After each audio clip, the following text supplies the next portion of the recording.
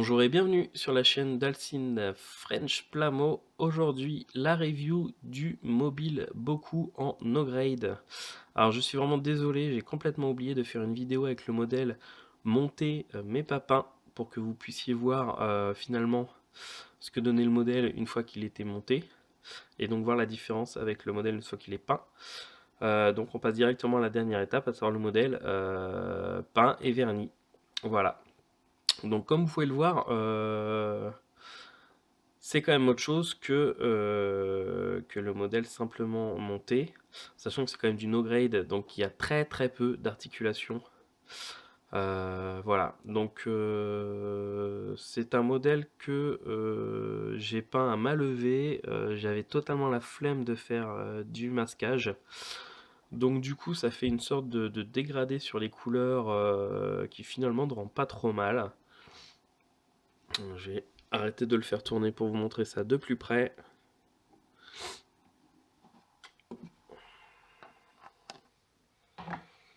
Voilà. Donc comme je disais, j'ai tout peint en fait à main levée, sans m'embêter avec du masquage ni quoi que ce soit. Et puis ça va, finalement ça ressort assez bien. Juste un peu déçu au niveau du rouge que je ne trouve pas assez clair. Alors j'aurais pu mettre les stickers, mais je les trouvais vraiment trop moches. Donc j'ai opté pour la peinture partout, sauf finalement pour le Mono Eyes pour lequel j'ai utilisé les stickers. Sinon tout le reste ça a été peint à la main, enfin à l'aérographe plutôt. J'en reviens à la couleur. En fait je me suis basé, alors ce modèle existe en HG, en high grade. J'ai commandé, que je devrais bientôt recevoir, ce qui fait que je pourrais vous montrer une fois que j'aurai réalisé la différence entre une version no grade et une version HG. Et donc je m'étais utilisé du coup les références couleurs du modèle HG pour utiliser les bonnes teintes pour ce modèle là. Et au niveau des mélanges de peinture du rouge, eh bien ça m'a donné une sorte de rouge, je dirais pas un rouge orangé, mais vraiment un rouge assez sombre. Bon, bref, c'est pas très grave. Pour tout ce qui est partie inner frame, j'ai utilisé du gunmetal. Ici, un petit peu d'alu sur le câblage du cou. Au niveau des articulations, on peut bouger comme... Voilà, voilà, ça a lâché.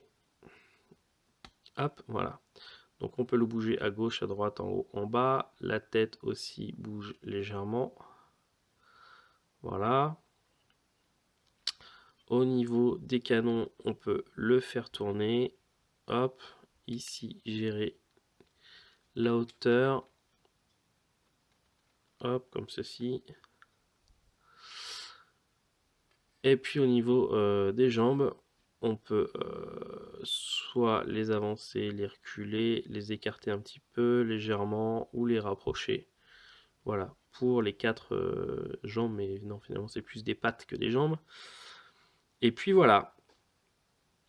Donc un modèle, ma foi, assez sympathique à réaliser, hein, un travail de peinture pas qui m'a pas pris non plus beaucoup de temps. Je crois que j'ai dû tout faire en une seule après-midi.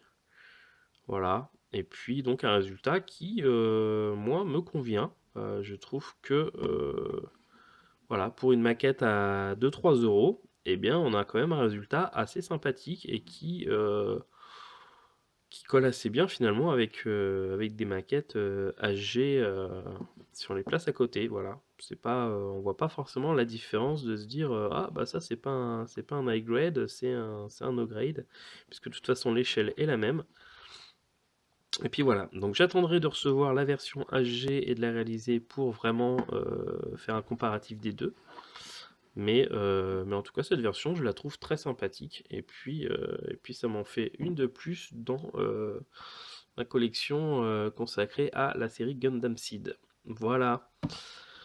Je vous dis à très bientôt pour une prochaine vidéo. Et j'espère que celle-ci vous a plu. N'hésitez pas à m'indiquer vos commentaires. Et puis si vous le souhaitez, à vous abonner à la chaîne. Ciao, bye bye.